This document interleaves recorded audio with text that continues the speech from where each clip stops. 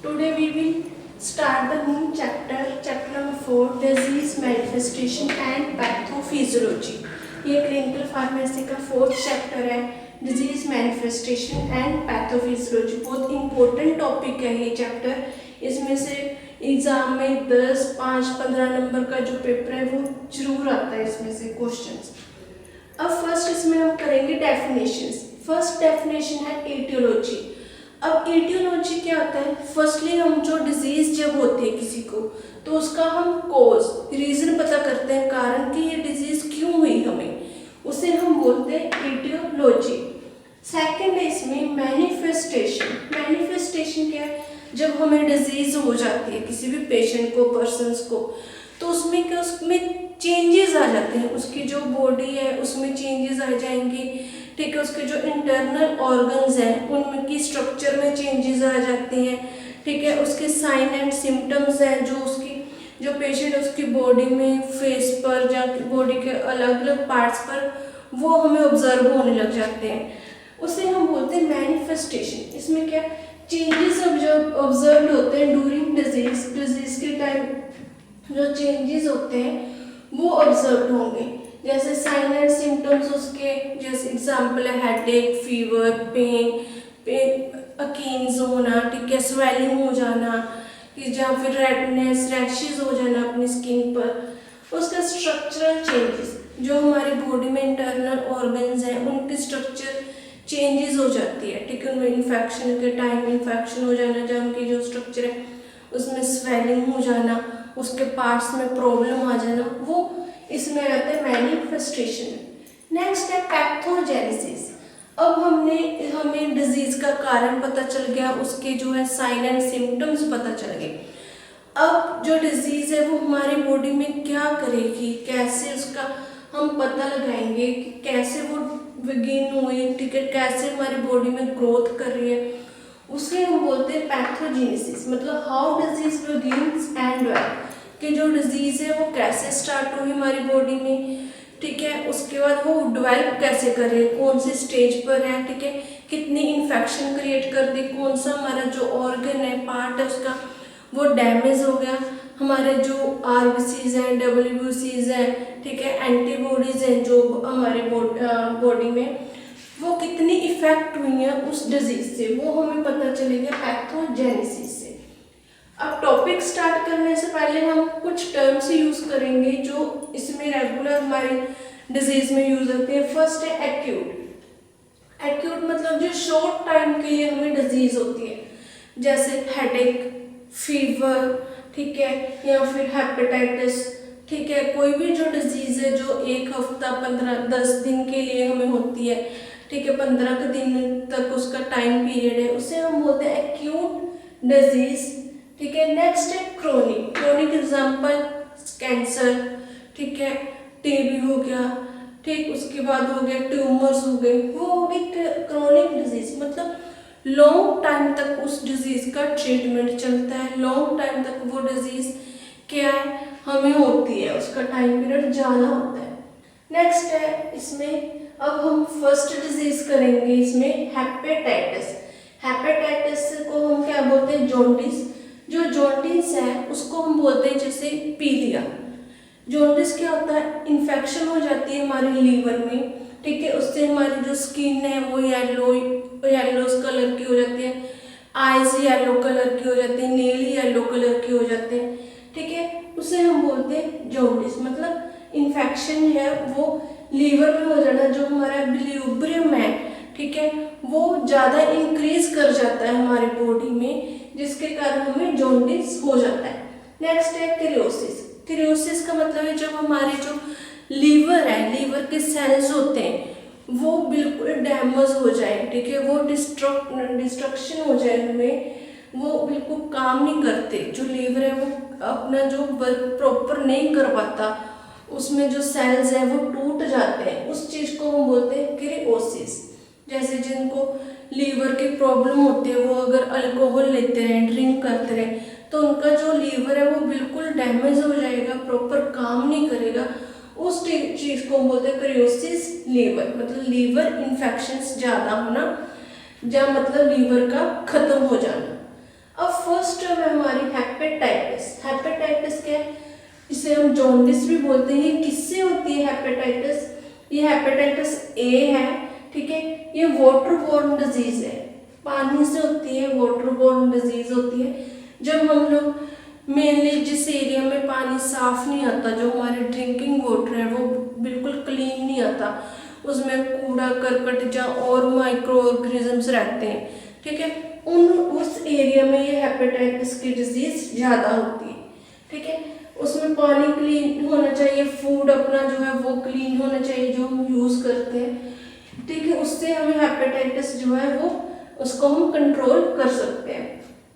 अब caused hepatitis viruses ए, ये waterborne disease तो है बट कॉज किससे होती है? जब वाटर है वो क्लीन नहीं है, ठीक है, डर्टी वाटर है, तो उसमें वायरसेस होंगे, उन वायरसेस को बोलते हैं हेपेटाइटिस वायरसेस ए। उसके कारण जो हमारे डिजीज है वो अक्कर होती है बॉडी में। नेक्स्ट है जो है हेपेटाइटिस, वो 5 टाइप्स के हैं। Hepatitis A, hepatitis B, C, D and ई।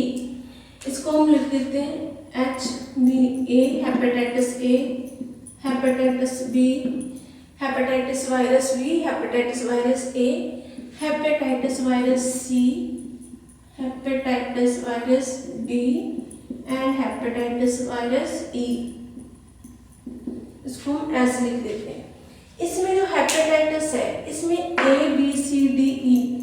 जो ए है वो तो होता है हमारे फूड से, वाटर से, और ये शॉर्ट टर्म डिजीज है, मतलब थोड़े टाइम के लिए ये डिजीज होती है, उसके बाद उसका ट्रीटमेंट जब लेते हैं ये डिजीज जो है वो ठीक हो जाता है। इसमें जो है प्रॉब्लम वो सारा ट्रीटमेंट उसका हो जाता है। बी सी एंड डी, ये जो हेपेटाइटिस है ये क्या है, इन्फेक्टेड ब्लड एक पेशेंट से दूसरे पेशेंट को लगाने, उसको देने से, इन्फेक्टेड जो पर्सन्स हैं, ठीक है, पेशेंट होते हैं, उनके कांटेक्ट में आने से, ठीक है, इन्फेक्टेड जो भी हमारा वाटर है, फूड है, उनकी जो है कंटेमिनेटेड जो हम आर्टिकल से यूज़ करेंगे पेशेंट्स की, उससे भी हमें hepatitis B and C and D हो सकता है। ये जो 3 टाइप के वायरसेस हैं ये क्रोनिक डिजीज है। इसमें जो डिजीज है वो काफ़ी लॉन्ग टाइम तक इसका इफेक्ट रहता है बॉडी में, लॉन्ग टाइम तक इनका ट्रीटमेंट चलता है। उसके बाद है वायरसेस हेपेटाइटिस वायरस ई। ये फूड से होता है, कंटेमिनेटेड फूड लेने से। ये भी शॉर्ट टर्म डिजीज है, इसका भी जो ट्रीटमेंट है वो 10-15 दिन के बाद इसका ट्रीटमेंट चलता है। 10-15 दिन के बाद जो पेशेंट है वो बिल्कुल रिकवर हो जाता है। नेक्स्ट है हमारा, जब हेपेटाइटिस होता है उसके इनिशियल सिम्टम्स क्या है? स्टार्टिंग में हमें कैसे पता चलेगा कि हमें हेपेटाइटिस है? हम कैसे उसको, जो डॉक्टर्स हैं वो उनको कैसे पता चलेगा, वो कैसे ऑब्जर्व करेंगे कि डिजीज हमें कौन सी है? फर्स्ट एक तो पेशेंट को फीवर होगा, ठीक है, हेडेक होगा उसका, फटीग मतलब थकावट होना, कमजोरी हो जाना उसकी बॉडी में, वीकनेस, ठीक है, पेन होना उसके लेग्स में, आर्म्स में, बॉडी पेन होना। उसके बाद है भूख कम लगना, लॉस ऑफ एपेटाइट, फिर नोजिया हो जाती है, ठीक है, घबराहट, वॉमिटिंग्स, उल्टी होना।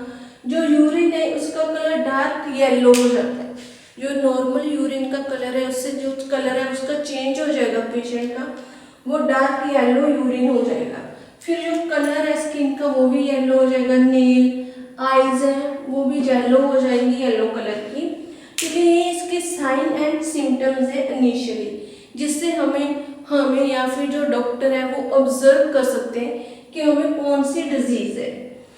नेक्स्ट उसके बाद जब ये पेशेंट को होते हैं उसके बाद फ्यू डेज तक जो है फीवर वो रहता है, ठीक है, फिर धीरे धीरे जो फीवर है वो कम होने लग जाता है, ठीक है, वो नीचे चला जाता है, डाउन हो जाता है। बट जो हमारे अदर सिम्टम्स है, headache, fatigue, weakness, pain, loss of appetite, nausea, vomiting, dark urine, yellow colour skin का, ये सारे अपीयर रहते हैं, ये सारे कंटिन्यू हमारी जो है बॉडी में वो अपीयर रहते हैं। सिर्फ जो फीवर है वो कम होगा, ठीक है, बाकी जो साइन एंड सिम्टम्स है वो वैसे के वैसे ही रहेंगे। उसके बाद जब 3 वीक के बाद जो है आफ्टर 3rd वीक जो है तब पेशेंट में इम्प्रूवमेंट आता है, ठीक है।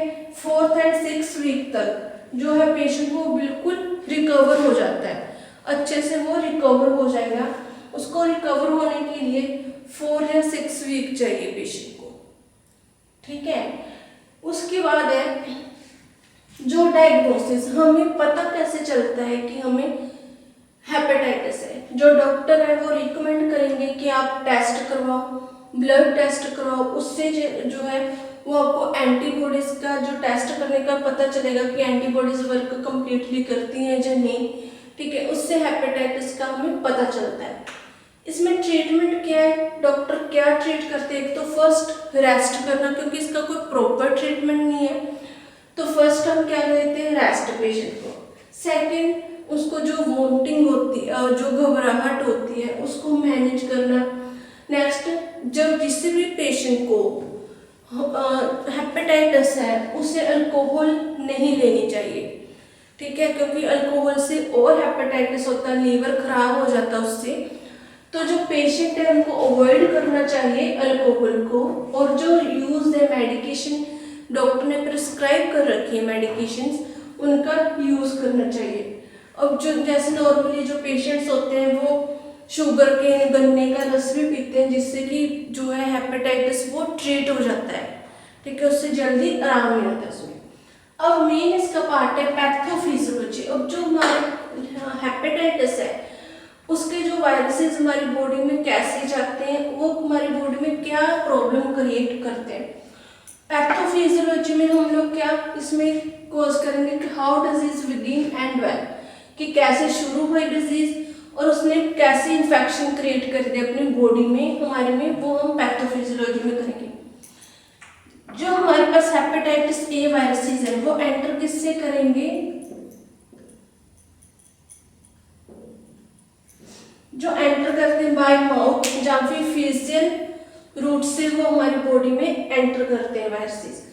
अब जो वायरसेस हैं वो हमारे लीवर में एंटर करके, ठीक है, लीवर में जाएंगे, वहां पर अपनी जो है रेप्लिकेट करेंगे, ठीक है। ये वायरसेस हो गए, मान लो ये हो गया हमारा लीवर, ये वायरसेस है, ये हमारे बाय माउथ एंटर करके, ठीक है। इसके बाद ये कि हमारी जो लीवर है उसमें डेवलप करके उसमें रेप्लिकेट हो गए, ठीक है, वहां पर उनकी ग्रोथ ज्यादा होगी। उसका जो हमारे लीवर में सेल्स होते हैं, ठीक है, मान लो ये सेल्स है, इनमें स्वेलिंग हो जाएगी, स्वेलिंग इन द सेल्स, ठीक है, लीवर में स्वेलिंग हो जाएगी सेल्स में, तो वो प्रॉपरली काम नहीं कर पाते। उसका 10 या 12 डेज के बाद जो वायरसेस है वो हमारे लीवर के थ्रू हमारे ब्लड में चले जाते हैं, ठीक है, और एक्सक्रीट करते हैं बिलियरी सिस्टम को। अब जो हमारा लीवर है उसमें क्या होता है, बाइल, ठीक है। अब जो बाइल है वो प्रॉपर काम नहीं करेगा, ठीक है, उसमें क्या है, बाइल जो है वो प्रॉपरली जब काम नहीं करता, लीवर को काम नहीं करने देता, ठीक है, जब प्रॉपर लीवर काम नहीं करेगा तो बाइल की जो प्रोडक्शन है वो इंक्रीज हो जाती है। तो बाइल जो है वो इंक्रीज हो जाता है हमारी बॉडी में, जिससे क्या होता है, ब्यूब्रियम जो है केमिकल वो इंक्रीज होगा और हमें हेपेटाइटिस और हो जाती है। ये बिलियरी सिस्टम है जो उसको इंक्रीज कर देता है, फिर जब प्रॉपर लीवर काम नहीं करता और जो हमारे अंदर सेल्स होते हैं लीवर के वो टूटने लग जाते हैं और उनकी डेथ हो जाती है। वो जो WBC हमारे जो सेल्स होते हैं, ठीक है, फाइट करते हैं किसी भी डिजीज के अगेंस्ट, वो बिल्कुल डेड हो जाएंगे, ठीक है। डेड होने के कारण वो जो है हमारे फॉरेन पार्टिकल्स हैं, जो वायरसेस हैं, उनको अटैक नहीं कर पाते उनको, ठीक है, उन पे ऊपर अटैक नहीं कर पाते। उससे क्या होता है, लीवर में इन्फेक्शन, जो इक्विलिब्रियम एंजाइम्स वो इंक्रीज हो जाता है, इन्फेक्शन इंक्रीज हो जाती है, ठीक है। वो क्या है, जो लीवर है बिल्कुल प्रॉपर खराब होने लग जाता है, जिससे हमें हेपेटाइटिस होती है। अगर हम लोग हेपेटाइटिस का जल्दी से इलाज नहीं करते, ट्रीटमेंट नहीं करते, तो वो हेपेटाइटिस ज़्यादा भी हो जाती है हमें, ठीक है। उससे हम उसके बाद हेपेटाइटिस B, C या D में भी वो कन्वर्ट हो जाता है, वो क्रोनिक डिजीज बन जाती है, जिससे जो है वो पेशेंट की डेथ भी हो सकती है। उसके बाद है हमारा नेक्स्ट टॉपिक, हेपेटाइटिस जो है हमने उसका साइन सिम्टम स्टडी कर लिए, डिजीज का डायग्नोसिस, डिजीज जो है वो स्टडी कर लिया, पैथोफिजियोलॉजी पढ़ लिया। अब मोड ऑफ ट्रांसमिशन, अब जो हमारी हेपेटाइटिस है वो कैसे फैलता है हमारी बॉडी में, मोड ऑफ ट्रांसमिशन।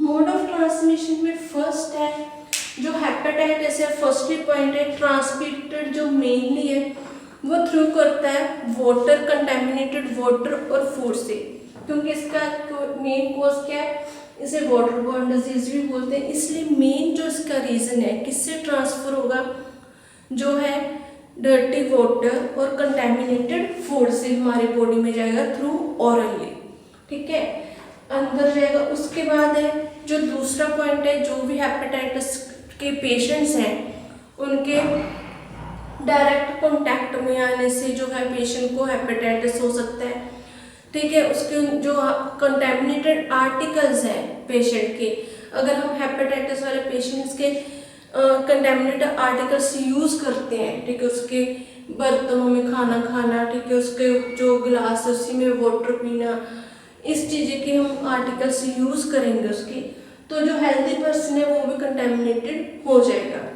उसके बाद है जो जर्म्स हैं वो ट्रांसमिट इनडायरेक्टली किसके थ्रू हो जाते हैं, पेशेंट के जो है कमिंग इन कांटेक्ट, या उसके स्टूल्स, वॉमिटिंग, यूरिन के थ्रू भी जो है वो ट्रांसमिशन हो जाते हैं, जो वायरसेस एक पर्सन से दूसरे पर्सन की बॉडी में।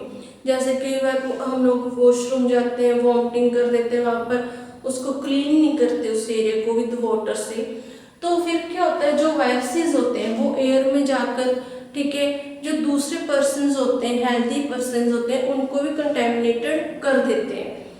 नेक्स्ट है जो ट्रांसमिशन होती है, जब हम एक पर्सन को दूसरे पर्सन का ब्लड डोनेट करते हैं तो उससे पहले उसके टेस्ट होते हैं कि उसको कोई जो है पर्सन को जिसका हमने ब्लड लिया है उसको कोई डिजीज तो नहीं है, वो किसी से इन्फेक्टेड तो नहीं है, तो फिर हम जो पेशेंट है उसको ब्लड उसका डोनेट करते हैं। अगर हम ये चेक नहीं करेंगे, ठीक है, इस कंडीशन में, तो जो हमारे हेपेटाइटिस वायरसेस होते हैं वो ब्लड के थ्रू दूसरे पर्सन के अंदर में चले जाएंगे, ठीक है, और उसको भी जो है हेपेटाइटिस कर देते हैं। नेक्स्ट है इसमें पॉइंट जो पर्सन के डायरेक्ट कांटेक्ट में आना, ठीक है, किसी के साथ फिजिकली जो है वो कांटेक्ट में आना पर्सन के, उससे भी जो हेपेटाइटिस के वायरसेस हैं वो ट्रांसमिट हो जाते हैं वन पर्सन से दूसरे पर्सन तक। ये था हमारा फर्स्ट डिजीज थी हमारी हेपेटाइटिस। नेक्स्ट हम डिजीज करेंगे कार्डियोवास्कुलर डिजीज। अब कार्डियो का मीनिंग क्या है, हार्ट। अब हार्ट से रिलेटेड जो भी डिजीज है हम उनके बारे में स्टडी करेंगे। जैसे हार्ट से रिलेटेड जो डिजीज है, हाइपरटेंशन हो गया, अरिथमिया हो गया, ठीक है, माइक्रोकार्डियल इन्फेक्शन हो गया, उसके बाद है कंजेनिटल हार्ट डिजीज हो गया, और उसके बाद है जो हमारे अरिथमिया, एंजाइना, ये सारी क्या है हमारी कार्डियोवास्कुलर हार्ट डिजीज है। जो हार्ट डिजीज है वो हमें क्यों हो जाती है, ठीक है, कैसे होती है हार्ट, जब हार्ट डिजीज, जब हमारा जो हार्ट है वो प्रॉपरली काम नहीं करता, ठीक है, प्रॉपरली वो काम नहीं करता, पंप नहीं करता, ब्लड सप्लाई नहीं करता, उसमें जो प्रॉब्लम्स आ जाते हैं उसकी आर्टरीज वगैरह में, उसे हम बोलते हैं, उस टाइम जो डिजीज होती है उनको हम बोलते हैं cardiovascular disease.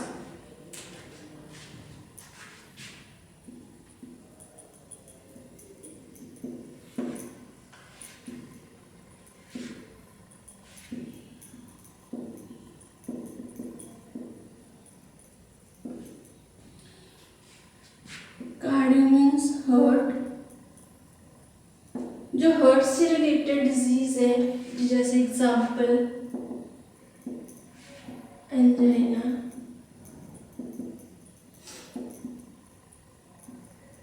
Hypertension,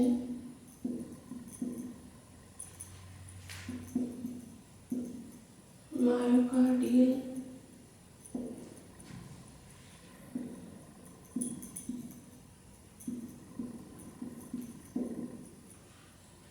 myocardial infection,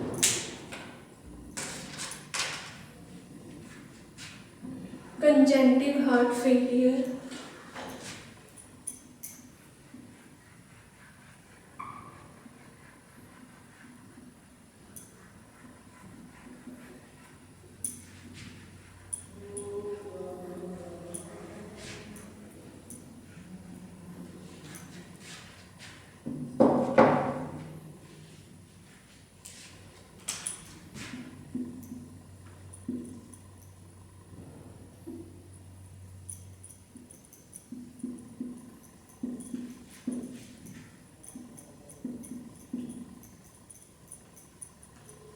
congestive heart failure हो गया, अरिदमिया हो गया, ठीक है, मायोकार्डियल इन्फ्रैक्शन हो गया। ये क्या है, इसकी हार्ट से रिलेटेड जो डिजीज है।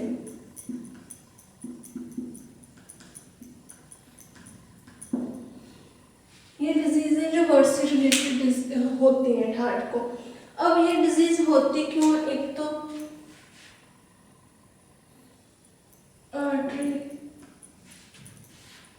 आर्टरी बॉल जब प्रॉपर काम नहीं करती,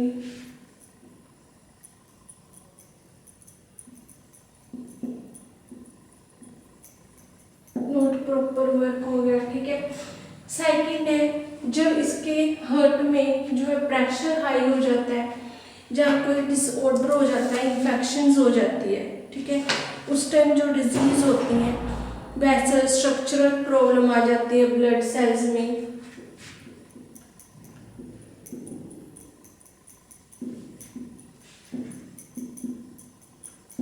स्ट्रक्चरल प्रॉब्लम्स आ जाती है, ठीक है। उसके जो वेंट्रिकल्स है हार्ट के, जैसे 4 वेंट्रिकल्स होते हैं, उनमें अगर कोई प्रॉब्लम आ जाती है, हार्ट डिजीज की प्रॉब्लम हो जाती है, ठीक है। ब्लड क्लॉट्स बनने लग जाते हैं जब कोलेस्ट्रॉल ज़्यादा बढ़ जाता है, तब होता है ब्लड क्लॉट्स बन जाते हैं। तब ये सारी जो डिजीज है वो होती हैं, ठीक है। एक तो आर्टरीज और जो वेन्स होती हैं उनके ऊपर जो हार्ट की आर्टरीज होती हैं उनका प्रॉपर काम नहीं कर पाती। सेकंड है जो स्ट्रक्चरल प्रॉब्लम आ जाते हैं जब हार्ट में, ठीक है। उसके बाद जब हार्ट में जो ब्लड सप्लाई होती है उसमें ब्लड की क्लॉट्स बनने लग जाते हैं, तो हार्ट का प्रेशर ज़्यादा लगता है और जो है प्रॉपर ब्लड सप्लाई नहीं हो पाता बॉडी में, उसके कारण भी क्या है डिजीज स्टार्ट हो जाती है। इसमें हम फर्स्ट डिजीज अर्ज करेंगे जो बहुत ज़्यादा कॉमन डिजीज है, वो है हाइपरटेंशन। हाइपरटेंशन करेंगे जो कि एक नॉर्मल डिजीज है, ठीक है। इसमें क्या है, हम लोग क्या स्टडी करेंगे, फर्स्ट हाइपरटेंशन होता क्या है, ठीक है। ऐसी कंडीशन जब ब्लड जो है उस जो फोर्स होती है वो ब्लड के अगेंस्ट ज़्यादा लगे, ठीक है। जो आर्टरी वॉल है उस पर ज़्यादा हाई फोर्स लग जाती है ब्लड सप्लाई करने के लिए, तो तब उसे हम बोलते हैं हाइपरटेंशन, ठीक है। एक तो आराम से ब्लड सप्लाई करना हार्ट को, एक जब हार्ट ज़्यादा पंप करेगा, ज़्यादा प्रेशर के साथ उसको सप्लाई करेगा, तो जो हार्ट है उसके ऊपर ज़्यादा प्रेशर लगेगा, दबाव आएगा, तो उसके कारण जो क्या है हाइपरटेंशन, जो अपना बीपी है वो बढ़ जाता है, ठीक है। उस चीज़ को हम बोलते हैं हाइपरटेंशन। अब हाइपरटेंशन ब्लड प्रेशर जब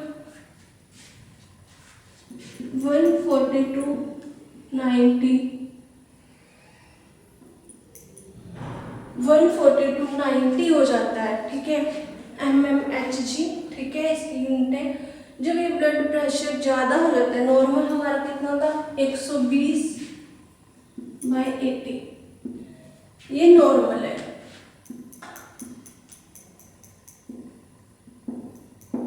बट हाइपरटेंशन ज़्यादा बीपी कब हम बोलेंगे, जब 140/90 हो जाएगा, उसे हम बोलते हैं हाइपरटेंशन।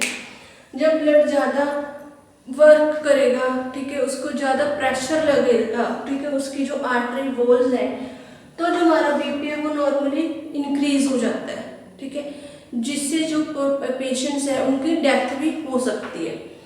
अब इसकी 2 टाइप्स होती हैं हाइपरटेंशन की। फर्स्ट है प्राइमरी, सेकंड है सेकेंडरी। टू टाइप्स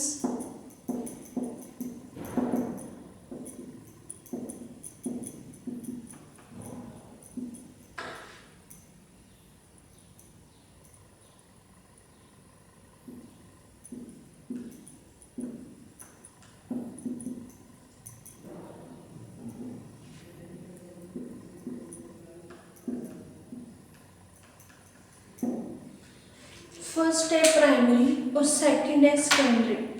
जो प्राइमरी है इसमें क्या है, डायस्टोलिक जो ब्लड प्रेशर है and increase in peripheral resistance, ये कुछ इसका जो डायस्टोलिक ब्लड है और पेरिफेरल रेजिस्टेंस है वो इसमें इंक्रीज हो जाता है।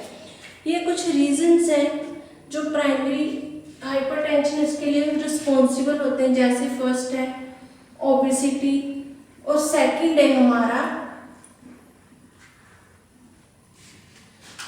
जेनेटिक मतलब हेरिडिटी।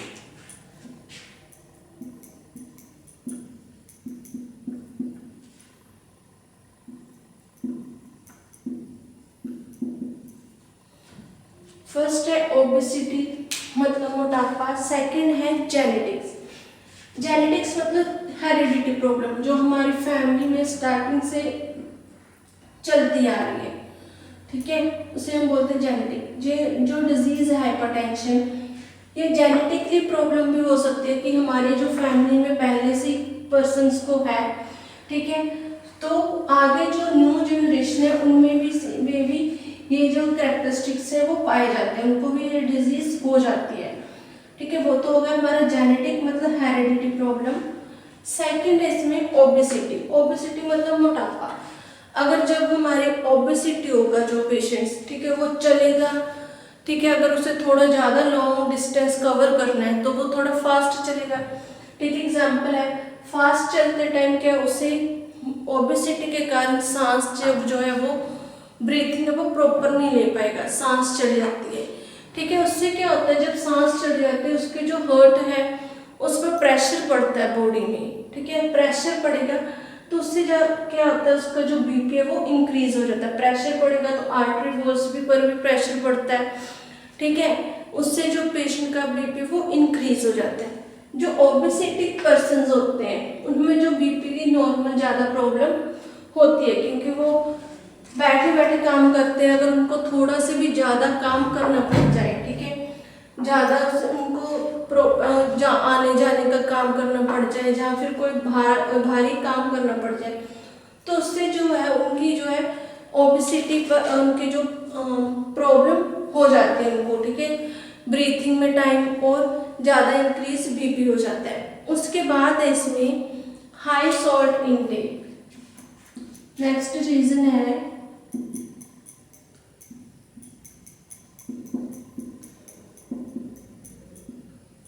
जो पेशेंट है, अगर हम घर में भी कॉमन मेनली ये बातें होती है कि नमक कम खाओ, अगर ज़्यादा नमक खाएंगे हम तो जो हमारा बीपी है वो इंक्रीज हो जाएगा, ठीक है। कम नमक खाना चाहिए, उससे क्या होता है बीपी कंट्रोल रहता है। अगर हम सोडियम ज़्यादा लेंगे तो हमारी बॉडी में जाकर वो हमें इफेक्ट करेगा तो उससे क्या होता है हमारा बीपी इंक्रीज हो जाता है।